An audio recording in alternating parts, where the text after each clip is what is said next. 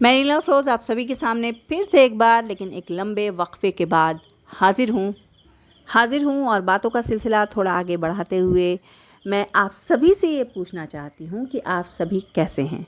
मैं पूरी ये उम्मीद करती हूँ कि आप सभी बहुत ही अच्छे होंगे। तो बातों का सिलसिला थोड़ा आगे बढ़ाते हुए थोड़े मुद्दे की बात कर ली जाए, यानी कि आज के वीडियो की। तो दरअसल आज का वीडियो का मेन पॉइंट जो है वो है फ़िल्म या गाना। ये तो आप लोग ख़ुद ही डिसाइड कर लीजिएगा या फिर आगे चल के आप लोगों को खुद ही को पता चल जाएगा। लेकिन उससे पहले एक और सवाल आपसे। एक बहुत ही पुरानी फ़िल्म का नाम ब्रह्मचारी, जिसमें शम्मी कपूर साहब दिखाई दिए थे और फ़िल्म बहुत ही लाजवाब थी। साथ में उसके गाने, ओहो क्या कहने थे गाने के। इससे पहले कि गुफ्तगू का सिलसिला आगे बढ़ाया जाए, मैं आप सभी को ये बता देती हूँ कि दरअसल आज का वीडियो 2 फिल्मों पर है। एक तो ब्रह्मचारी, तो फिर दूसरा कौन। तो इससे पहले कि दूसरी फिल्म का नाम आप सभी को बताया जाए, उससे पहले मैं बता देती हूँ कि फ़िल्म ब्रह्मचारी का गाना दिल के झरोखे में तुझको बिठाकर, यादों को तेरी मैं दुल्हन बनाकर, रखूँगा दिल के पास, मत हो मेरी जाऊँ उदास। बहुत ही खूबसूरत गाना है ये। लेकिन क्या आप ये जानते हैं कि जब इस फ़िल्म की स्क्रिप्ट को जब शम्मी कपूर साहब ने सुना था, तब उन्होंने ख़ासा नाराज़गी का मुज़ाहरा करते हुए उन्होंने ये कहा था कि इस फ़िल्म में करने को है ही क्या। दरअसल ये फ़िल्म थोड़ी संगीन थी और शम्मी कपूर साहब रहे ज़िंदा दिल उछलने कूदने वाले इंसान। लेकिन तमाम अपनी नाराज़गियों को एक तरफ रखते हुए शम्मी कपूर साहब तैयार हुए इस फ़िल्म को करने के लिए।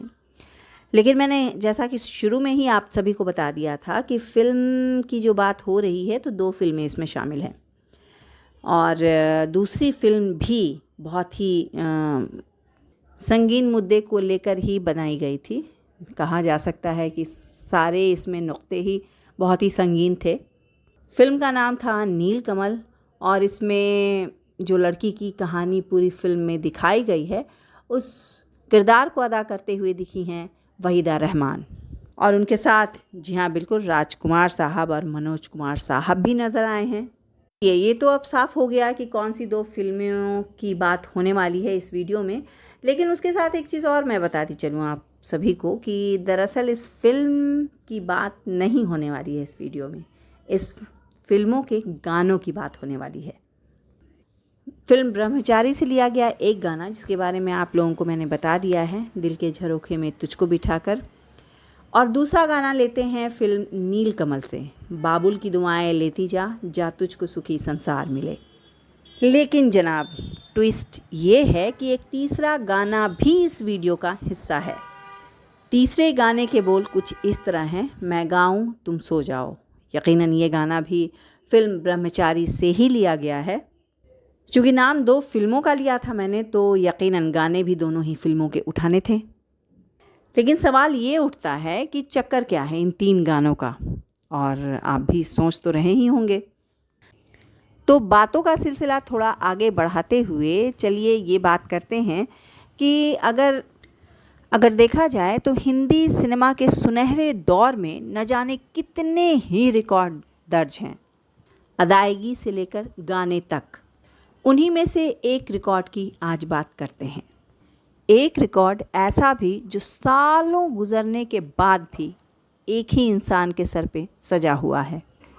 चूँकि बात फ़िल्म के गाने की हो रही है, तो यकीनन बात फ़िल्म के सिंगर की भी होगी, तो यकीनन बात सिंगर की ही होगी। तो जिनके गाए हुए गानों की बात हो रही है, वो शख्स हैं, वो इंसान हैं मोहम्मद रफ़ी साहब। दरअसल 1969 में मोहम्मद रफ़ी साहब को 3 गानों के लिए नॉमिनेशन मिला था, जिसमें फ़िल्म ब्रह्मचारी का 2 गाना था, दिल के झरोखे में तुझको बिठाकर पहला और दूसरा मैं गाऊं तुम सो जाओ, और तीसरा गाना फ़िल्म नीलकमल से था, बाबुल की दुआएं लेती जा, जा तुझको सुखी संसार मिले। मुख्तसर ये कि 1969 में बेस्ट प्लेबैक सिंगर के लिए 3 नाम नॉमिनेट किए गए थे और वो नाम थे रफ़ी साहब और रफ़ी साहब। जी हाँ, इस साल तीनों नॉमिनेशन रफ़ी साहब को ही मिले थे। ब्रह्मचारी का वो गाना जिसके लिए मोहम्मद रफ़ी साहब को बेस्ट प्लेबैक सिंगर का अवार्ड मिला था, उस गाने के बोल थे, मेरी मोहब्बत को ठुकरा दे चाहे, मैं तुझसे ना कोई शिकवा करूँगा, आँखों में रहती है तस्वीर तेरी, सारी उम्र तेरी पूजा करूँगा, यानी दिल के झरोखे में तुझको बिठाकर। रफ़ी साहब की पूरी ज़िंदगी में जब तक वो हयात में थे, ये रिकॉर्ड उन्हीं के सर सजा रहा। ये जो रिकॉर्ड था वो उस वक्त ऐसा रिकॉर्ड बन गया जिसकी चर्चाएं आज भी होती हैं, क्योंकि ये पहला ऐसा मौका था, क्योंकि 3 नॉमिनेशन एक ही मेल गायक को एक ही साथ एक ही स्टेज पर मिलना, ये वाकई में बहुत बड़ी बात है। और जहाँ तक मेरी जानकारी है, अभी तक इसको किसी भी मेल गायक ने इस रिकॉर्ड को नहीं तोड़ा है। और 1969 में ये पहला मौका भी था जब किसी मेल गायक को 3 गानों के लिए नॉमिनेशन मिला हो। तो ये थे जनाब मोहम्मद रफ़ी साहब। और आप ये बताइए कि अगर ये मौका आपको दिया जाए तो इन तीनों में से कौन सा गाना आप चुनेंगे अपनी पसंद का। लेकिन अब बात आती है कि ये नॉमिनेशन इतना ख़ास क्यों है, तो चलिए आइए एक नज़र उस पर भी डालते हैं। दरअसल ये 16वां फिल्म फेयर अवार्ड था और लोग हैरान रह गए, वहाँ बैठे हुए लोग, ये सुनकर कि एक ही साल एक ही स्टेज पर एक ही प्लेबैक सिंगर को 3 नॉमिनेशन दिया गया है। यानी कि 3 अलग अलग गायक को ये नॉमिनेशन न जाकर सिर्फ एक ही गायक यानी कि मोहम्मद रफ़ी साहब के नाम ये नॉमिनेशन था। तुरा तो ये था जनाब कि मोहम्मद रफ़ी साहब ख़ुद भी बहुत हैरान थे, क्योंकि काबिलियत कभी भी ख़ुद के अंदर गुरूर नहीं भरती है, और रफ़ी साहब तो गुरूर से कोसों दूर नहायत ही सादा दिल इंसान थे। तो जब तक रफ़ी साहब हयात में थे, ये रिकॉर्ड उन्हीं के नाम रहा। हालांकि बाद में फिर 1973 में आशा भोसले जी ने ये रिकॉर्ड अपने नाम बनाया। लेकिन हाँ, आप बिल्कुल दुरुस्त सोच रहे हैं, मेल सिंगर में नहीं, फीमेल में। यानी कि इस साल आशा भोसले जी ने ये रिकॉर्ड बनाया कि एक ही साथ उन्हें भी 3 नॉमिनेशन मिले थे, लेकिन मेल में रफ़ी साहब ही थे। चलिए एक और किस्से की बात करते हैं। बाकी सब मैं देख लूँगा रवि जी, आप बस धुन तैयार कीजिए। ये बात संगीतकार रवि साहब को रफ़ी साहब ने तब कही जब 1965 में काजल फिल्म के एक गीत को लेकर रवि साहब काफ़ी परेशान थे। साहिर लुधियानवी साहब के कलम से लिखी गए एक गीत की ये पूरी कहानी है। इस फिल्म में देखा जाए तो मीना कुमारी, राजकुमार, धर्मेंद्र, हेलन, मुमताज़ और दुर्गा खोटे नज़र आई हैं। जिस वक्त फ़िल्म काजल रिलीज़ हुई थी, उस वक्त फ़िल्म संगीतकार रवि जी अपने करियर के सुनहरे दौर में थे, और उस वक्त साहिर लुधियानवी साहब का करियर भी पुरजोश बुलंदियों पर था।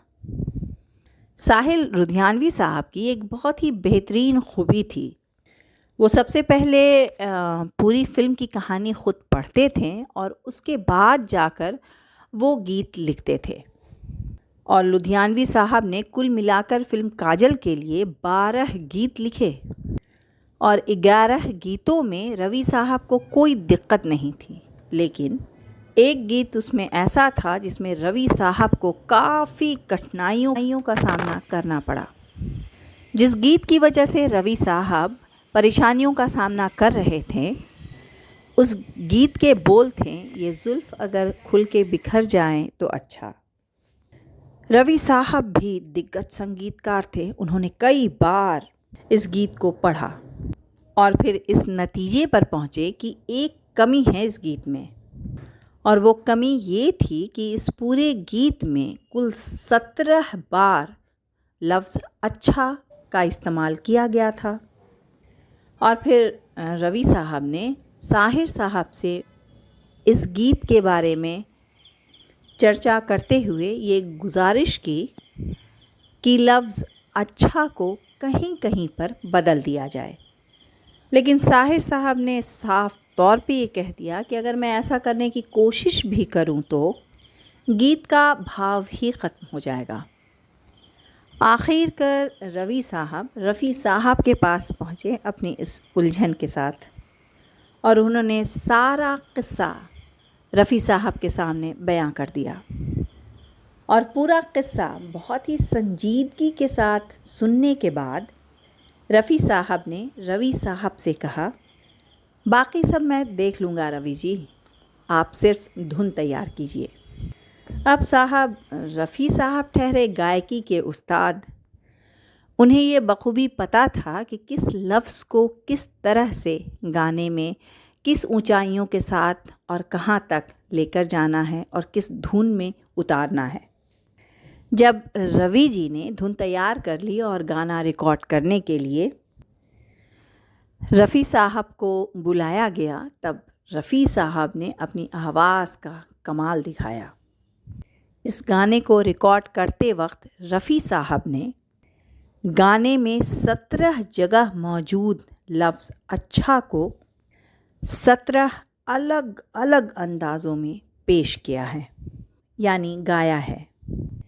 आप भी एक दफ़ा इस गाने को सुनकर देखिए, ये गाना बहुत ही आसानी से मिल जाएगा। तो ये थे रफ़ी साहब और रवि जी। नहायत ही कमाल की जोड़ी थी इन दोनों की भी। और ये किस्सा ख़ुद रवि जी ने अपने एक इंटरव्यू के दौरान साझा किया था। और आज दोनों ही शख्सियत हमारे बीच नहीं हैं, लेकिन इन दोनों को लाखों सलाम।